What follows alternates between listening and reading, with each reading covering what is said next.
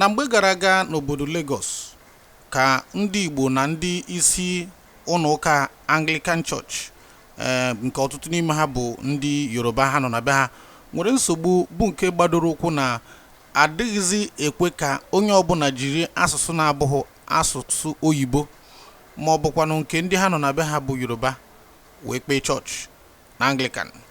Ya bụ ihe wee ma ya bụ ụlọ nzukọ maka na ọtụtụ ndị Igbo na-aga Anglican na Lagos sịrị mba, kedu ka a ga-ejisi mmadụ asụsụ n'Igbo ebe ọ bụ na abịakwa na ọtụtụ n'ime nzukọ dị otu a nọ ndị Igbo ji aka ha wee mepee ya. Ndị Igbo ji aka ha zụrụ ana wee wuo ụlọ ebe ha nọ na-ekpe nzukọ. Ndị Igbo ji aka ha na-eme ihe niile karịarị ma ndị nke nwe obodo. Ka ezi etu a ga-esisi na ama mkpe chọọchị n'asụsụ Igbo. Na mgbe ahụ marụkwa ugbu a dịka emechara megharịa asụ oyibo na savisi nke mbụ, asụ Igbo na nke ịbụọ maka ndị na-adị anụ oyibo. Ndị isi ụlọ nzukọ Anglican na Lagos wee sị mba, o metụtakwara ọtụtụ ebe ndị ọzọ dị iche iche dịka Abuja, Kaduna, Adamawa na ọtụtụ ebe ndị ọzọ. N'ụbọchị tata Ugwumba gakwuru otu onye nọ n'isi ya mgbe ya bụ ihe na-ada bụ onye siri na Anglican pụọ, Bishop MVC ihe a na-achọ ka anyị na-ega akparịta tata. Ọ bụrụ na ịtọ ntị na n'ụra danda Ugwumba okwu ihe banyere anyị ịbịa njem a bụ anyị mara ọ bụ sọsọ na Lagos a, anyị makwa na nwe mgbe ya bụ ihe mekwa na Bini nke ego ọnụ nwe nọkwa n'isi ịzụta. A na-ajụ nsogbu ndị Igbo na ndị ha nọ na be ha na-enwe n'ihe gbasara okpukperechi. N'uche nke ọ bụ ndị Igbo ka o si n'aka ka ọ bụ na akpachara ya na-emegide ha? Ugbu ndị Igbo nwere na Naịjirịa, ọ bụ ndị Igbo ka o si n'aka. Ọ otu nsogbu ahụ anyị nwere na Naịjirịa. Anụ na Naịjirịa ka anyị nwere nsogbu ahụ. Naịjirịa ka anyị nwere nsogbu ahụ karịsịa ebe niile ọbụla. Ndị Igbo nọ na Amerịka, ndị Igbo nọ na Germany, ndị Igbo nọ n'ebe niile dị iche iche, ebe ụwa ebe enwere ikpe ziri ezi obodo ebe ahụ nọdụrụ onwe wụọ mmadụ. Ọ na Naịjirịa, ọ bụ otu nsogbu ahụ anyị nwere na Naịjirịa bụ ihe ebubatakwara n'ime nsogbu karịsịa n'ime Anglican Church. Karịsịa n'ime Anglican Church, otu nsogbu ahụ ndị anụnwa na-achọ ka ha na-achọzi ka ha nwere anyị. Chineke ekere na anyị kezie anyị ekezie dịka abụọ. Igbo wu onyinye pụrụ iche Chineke nyere afọ ndị isi ojii niile. Nsogbu anyị nwesịrị na anyị bịara n'etiti ndị kpọrọ anyị asị, ya bụrụzi obi n'etiti ndị kpọrọ anyị asị, ndị anya ụfụ na ndị obi ọjọọ, ndị na-achọghị ịnara ihe ọma Chineke nyere ha were ya mezie ndụ. Because ndị Igbo onye a gọziri agọzi ebe ọ bụla ọ gara ngọzi so ya ọ dị anyị dị ka akpọrọ Abraham. Chineke sị, aga m esite na mkpụrụ gị gọzie mba niile. Anyị na-ebusabụ ihe akwụkwọ na anyị bụ mmụọ ozi, anyị abụghị angels, mana na ihe niile ji mara mmadụ n'ịgba mbọ na mmekọrịta nke mmadụ na ibe ya, ịsọpụrụ ndụ mmadụ, ịsọpụrụ omenala, iji mmadụ kpọrọ ha egbebere ugobere ejiri mara onye ebe ọbụla anyị adịghị emegbu mmadụ. So ọ bụ anya ụfụ otu ihe ahụ mere Israel na Ijipt. Ndị anụnwa ga-abakarịwala anyị. Ke ka mmadụ ga-esisi n'obodo nna ya were politin bag bata n'obodo onye ọzọ bịaruo ebe ahụ ite ịgba mbọ ozughị ohi ọgba ya ama. Na-abụ ike nke Chineke tinyere n'ime, amamihe Chineke tinyere n'ime, ịdị uchu ya, ahụhụ ọ ga-ata, disiplin ya were megide ya ghọọ mmadụ. Before you know it, ya arụta ụlọ biri. Nwere ka onye ọ bịara na be ka bi n'ụlọ akịrịka ọrụ ụlọ mabụ. Before you know ahụ ya onye Igbo chọrọ ka o bie ndụ ya dị mma. Ọ na-akpachapụrụ ndụ ya anya, ọ na-akpachapụrụ ezinụlọ ya anya. Onye Igbo chọrọ ka ihe niile ndụ a na ọgbọ a nwere ike inye mmadụ ka anyị were ya mee ihe. Ga-erukwe ka ịzụrụ plen ọzụrụkwa. Ọ dịghị eme nke ya nke ọ n'ihi na mbọ ọ na-agba na-egosi n'arụ ya, egosi n'arụ nwunye, egosi n'arụ ezinụlọ ya. Before you know it, anya ụfụ ebido. Ka onye a ga-esi si n'obodo ha bịa ebe a bịa dozie ebe a. O nwere onye Igbo pụtara Igbo asị na pụtara na obodo ndị mmadụ ga-ebe ahụ tigbuo ndị ahụ were ala ha were mma na egbe tụọ ndị Fulani si eme. Onye Igbo agaghị eme ụdị ihe dị otu a. Onye Igbo agaghị eji mma na egbe ga-abịa tigbuo gị nara gị ala gị. Onye Igbo bịa sị gị biko achọrọ m ebe m ga-ebi gị si ọkwa ego ole ha etu ya were ya nye gị biri ebe ahụ tụ aka isi ebi tụ aka Chineke si ka anyị wụ ndị udo. Ya dị ya bụrụ ndị mmegbu ya bụrụ ndị zogbuo tigbuo ya bụ ndị conquer and dominate. Chineke na-agọzi anyị ngozi a Chineke na-agọzi ha gosi anyị ụfụ nwaanyị Chineke ji agọzi nwaanyị ha ji aga n'ihu nwaanyị ọ dị ka ha karịwala anyị gịnị ka anyị ga-eme ka anyị mara ihe anyị ga-eme ji kwatuo ha. Ọ nsogbu anyị na-enwe ebe niile anyị n'ime Church of Nigeria ndị bubu ya n'isi na Lagos a ebe niile a na-ekpere church Anglican Church na Lagos ọ ndị bubu ya n'isi ha na-akwụ karịa the highest yet ndị enu gị na ha na obi adịghị ha gị na ya Anglican abụghị chọọchị dịka Roman Church bụ Anglican Church is almost a national church, tribal church, jurisdictional church. Onye Igbo wuru Bishop of Lagos ọ bụghị arụ. Onye bụ the Archbishop of Lagos for Cardinal Okoroapu onye Edo for onye nke Yoruba anụ na nke ndị Roma. Ndị a sị mba dịka ha ebuwe dịka ha tawụlọ dịka ha si sọgide hụ okwela ka ha megharị ya. The same mmegbu Nigeria ga-ebubatara na Anglican Church in Nigeria. Na anyị gwara ha na bụ mgbe ihe a na-ebido oge nna ya adịtụrụ ese nna ya ebe nwere na gị ụzọ adịghị unu mee ihe unu ga-etikasị chọọchị mebisia ya. They continue. So ofu okwu in 1948 Zeke na ọ dị nnọọ ka Chineke kere ndị Igbo dịka ihe iso aja. Ha bụrụ ihe iso aja maka ọdịmma nke ụwa niile. Aja ha anyị na-asụkwanye ha na-atụfu taa na mmadụ ha wụfisi ọbara ya everywhere for nothing. N'ihi na anyị na-achọ ọdịmma ebe ọbụla anyị bụ ndị matụrụ obere etunye bụ ihe si mee mgbe ahụ chọpụtara na ọ dị ọtụtụ ihe Archbishop ihe a na-achọghị itinye ọnụ. Ọ bụ na o chefuona ka ọ bụ na ọ chọrọ ka a hapụzie ihe niile n'aka Chineke. Tupu ọ malite chọọchị ọ nọ n'isi ya bụ Gospel Anglican Church. Ọ bụghị ihe a na-anụkewe na mmadụ si na ụlọ chọọchị dịka Catholic maọbụ Anglican wee pụta mepekwe ya kpọọ ya otu afọ ahụ. Anwe jụọ gịnị mere o ji kwechiri? Kedu etu ọnọdụ dị ruo ugbu a? N'ezie asụsụ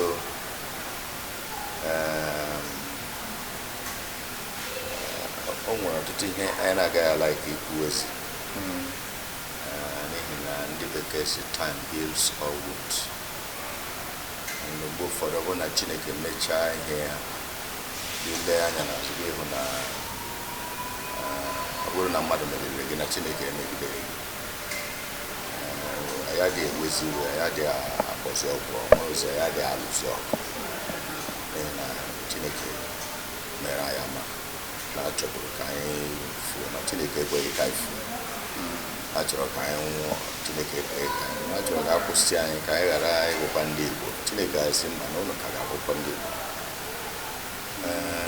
Gospel Anglican Church bụ chọọchị dịka aha ya siri ọ bụ chọọchị gazuru ụwa niile. Gospel Anglican Church worldwide. Mana ọ bụkwa ihe gbasara ndị Igbo nzọgbu na mmegbu a na-emegbu ndị Igbo ka o si n'ime ya pụta. Na taata ọ bụrụzi sọsọ ndị Igbo na ị Ghana na ị Cameroon na ị Nigeria na otu ebe dị iche iche wee oziọma ha gbasara. Wee hụtazie na ọ bụ eziokwu na ọ bụ ka ere Joseph ka e gbuo ya ka ọ ghara ịgwụkwa mmadụ ka eji wefuo ya n'Ijipt na Chineke mechara were zọpụta ụwa. Nọpụtara n'ọtụtụ ise a na-ama asụsụ Igbo n'obodo a. Ihe abụghị obodo anyị na ebe anyị nọ n'obodo ndị ọzọ na anyị ga na-asụ Igbo na olu ndị obodo a. Anyị sị ọ dịghị mgbe otu a. Ọ bụ na akwụkwọ anyị bụ 39 Articles of Religion mere anyị ji bụrụ ndị Anglican nọ n'ọba 24 ya sị na ọ bụ ihe arụ iji asụsụ mmadụ na-aghọtaghị wee kụziere ya okwu Chineke wee na-enye ya sakrament. Na anyị ga-asụ asụsụ anyị ebe ọbụla anyị nọ.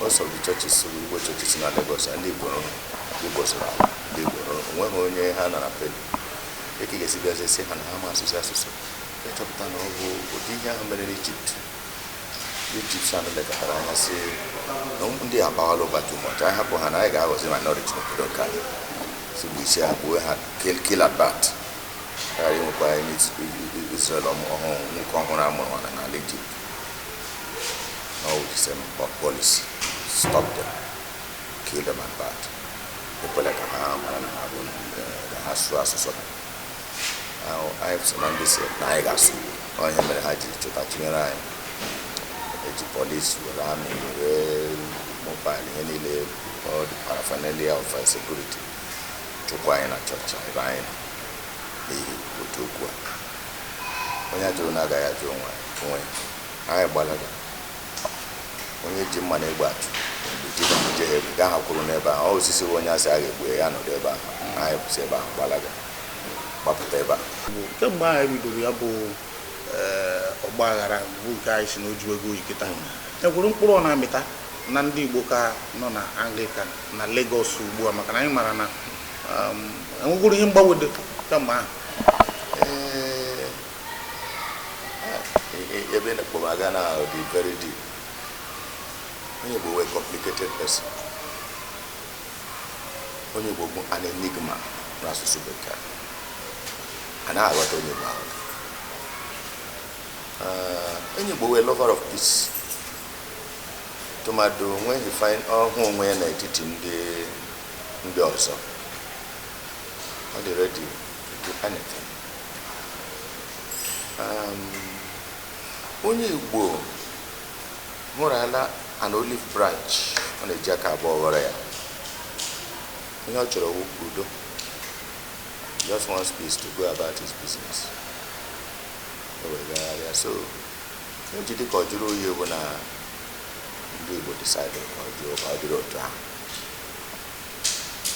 ọ bụ ndị Igbo anaghị alụ ọgụ onye Igbo ndị Igbo alụ onye ọbụla na-alụ ọgụ ndị Igbo nọ na nsogbu because they are too independent minded to be cowed into anything that doesn't carry their fancy anymore. There are a little opportunity how we can chefu ndị ọzọ gara otherwise ihe mere ha n'obodo a ekwesịghị ichefu even ogbu a sef whether ha sef na dị na ahụ anyị dịka ndị ya azụ efe anyị nwa bụ ndị were ndụ anyị tọgbọ si kama na-agaghị eme na a na-asụ Igbo na Lagos tata bụ na ihe a na-achọ nọ ya na a na-asụ Igbo na Kaduna town ihe a na-achọ bụ bishọp na a na-asụ Igbo na Benin town na ihe a na-asụ Igbo na Adamawa ebe niile ahụ n'ọdụ zuru ha adịghị aka gasị na ndị Igbo ozi ihe dịrị ha na Anglican Church ọ anyị nwa ndị pụtara si kama na agaghị asụ Igbo ahụ mbọsị anyị na-aga Benin na ha si na anyị gaa na anyị ga-anwụ ha si anyị ga-anwụọ na nsogbu adịrọ mana a ga-asụ Igbo na Benin na-asụ Igbo na Benin taa na-asụ na Kaduna na-asụ na Adamawa all because of us so mana having achieved that purpose anyị achọzi ilewe anya na ihe ndị ọzọ ihe anyị ji tinye signboard ahịa bụ na anyị mana ọ bụ na mgbe ha chụpụrụ anyị gbara gawa America ma ọ bụ gbala Britain gbalaga ya ha chọrọ ime ha ma ebe ha hụ signboard ebe a ha chi wepụta isi chi ime ha si anyị mere na anyị kawa n'aka nwoke onye ọbụla etu aka esi kagbuo gbasị ha sụwazi nke mgbe ha si ha sụwazi ha na-asụ achọkwara ihe icheta ndị enu mmeri ndị were ndụ ha tọgbọ ndị enu wepụtara ndụ ha si ka a ghara ka enwe ike mekushọ na a ga-asụ Igbo onye Igbo achọghị ma ha nke a far as ọ dịgoro ma ya move on we didn't do it to be praised anyị emeghe ka e were bịa kpọrọ anyị isi ala ka anyị wee eze ha mere ewu maka ọdịnihu so that ụmụaka na-etolite echi nke pụtara chọrọ decide na ya bụ onye Anglican ya chọrọ ikpe Anglican decide na ya chọrọ ikpe na asụsụ Igbo na mmadụ ekere ka enwe ike kwụsị asị ga asụ ebe ọbụla n'ụwa niile ihe mmekọ na Amerịka eji adị mere dị ebe ahụ sị ha na-asụ Igbo ebe so ha nọrọ Nwachukwu mere ebe ha na-asụ Igbo nwunye na-egbo enye ha nsogbu nwunye ga-enyekwara ha nsogbu n'ihi na Gospel Anglican Church anọrọgo as an alternative Anglican jurisdiction in Nigeria. We are registered in this nation, I incorporated in the whole world, and so ihe niile eji abụ church Chineke nye na ya bishop nye anyị bishops nye anyị ndị ụkọchukwu nye anyị ihe niile anyị abụ church, and by the grace of God anyị na-agbalị nkike anyị. Ụfọdụ ajụọ na asịsị ọkwa ka ihe ji agụ ụmụ anyị ọ ọnọdụ ndị Igbo na Naịjirịa anyị chọrọ iji etu ahụ pịachie. Ụfọdụ ekwu na anyị nwere n'anya, ụfọdụ asị na ọka mma ka anyị ji nwayọ nọrọgodo na fụ ndị a chọrọ igbu anyị ka ha gbuchisi onwe dịka onye na-ejere Chineke ozi. Ndị Igbo nwere n'anya na Naịjirịa ka tinye ya ọnụ n'afọ 2020 abata, kedu ebe a na-aga? Aga m asị ka onye Igbo ọbụla deregadudu obodo ọbụla nwere lifespan. Every great kingdom, no matter how powerful, has a lifespan. Ekwugo m ya ọtụtụ mgbe si Nigeria nwere lifespan. Nigeria will expire. Nigeria is negotiable. Nigeria abụrụ the kingdom of God. All the kingdom of God nke na-enweghị ọbata n'ala si na nwezi ihe ga-adị ka. As far as always human establishment, it is adjustable. Ihe niile ga-eme ka Nigeria may expire on course. Nigeria one evil forest. Ajọ ọhịa. Ajọ ọhịa ndị Britain kwenyere n'Africa maka ọdịmma nke ha. Ọ bụ maka ọdịmma nke ndị nọ n'ime ya. Na ajọ ọhịa a ga-emegide otu egbusasị ajọ ọhịa. Ma anụ na azụ ma ihe niile nọ n'ime nwere onwe. It is on course. We paid a lot of price. So ndụmọdụ m na-enye onye Igbo ọbụla bụ onye ọbụla dere du. Anyị nọ ndị enwe ndị nọ na-ekpe ekpere. Onye Igbo ka mbụ na na m ekpewe ekpere ghara icheta na ụmụ onye icheta ọnọdụ ndị m n'ime full forest na ajọ ọhịa a na-akpọ Nigeria. Ajọ ọhịa na-achọghị ka anyị dị ndụ.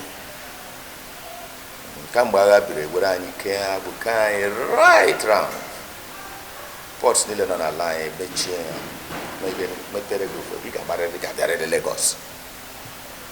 Enwere international airport nọ n'ala Igbo. Ịchọ ịlata n'ala Igbo na ị ga-efeda ịda na ịdara na Kano ma ịda na Lagos ma ịda na Lagos. Ihe a bụcha strategy eji ka anyị abụ dịka ndị nọ n'ajọ ọhịa. Chineke kere ụwa, Chineke nke mere ka mmadụ bụrụ onye nwere onwe ya. Chineke ahụ ga-etipịarịrị ajọ ọhịa. Because ọ bụrụ Chineke hiwere ihe dị otu. Chineke agaghị eke ndị dị ka ndị Igbo agbụ. Agbụrụ Chineke were nye obodo a ka ọ bụrụ ngọzi gị ke ha bụ tọgbọ ha na-achọ ka ị gaa n'iru. As far as Nigeria kere ndị Igbo agbụ, Nigeria will die. Nigeria ga-anwụrịrị. Nwere onye kwetere abụrụ m onye Nigeria tere m kwubere ya. I cannot be part of an evil forest. Mbụ onye Igbo ọsọ ọbụla ọ tọrọ Chineke nke n'eluigwe ụtọ ịtọpụ anyị na-abụghị ekere anyị na itipịasị ajọ ọhịa ka ndị n'ime nwere onwe ha. Chineke ga-eme ya. Ọ bụrụ ihe a na-alụzi n'ọgụ ya lụọla ọgụ ya lụtala ihe n'ọgụ. So ihe a nọzi ugbu a na-abụ anyị ga-edere du chere Chineke. Sam David Rossi, be still and know that I'm God. Don't him na gwa ndị Igbo niile na adere du. Mmadụ ole ka politicians na-eme affect. PDP, APC, leave them alone. God is looking beyond those parties to the greater majority of the people he has equipped in the world to be a blessing to others. Nigeria castrated. And also we can now fight is for survival. For the past 50 years we have been struggling to survive. The agenda of God with the lifespan of Nigeria's rule, God will come down and break it to pieces. I don't get me in peace. I don't have worry about that. Okay, then it's going to be so. You know why you? I was so bunzo.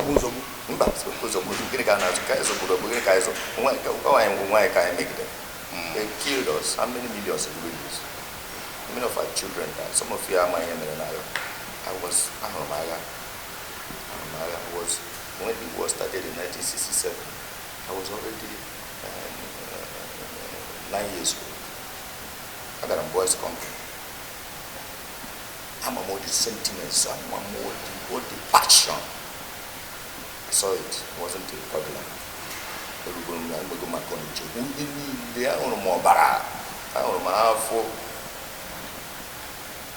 So we don't want that to happen again. And all that.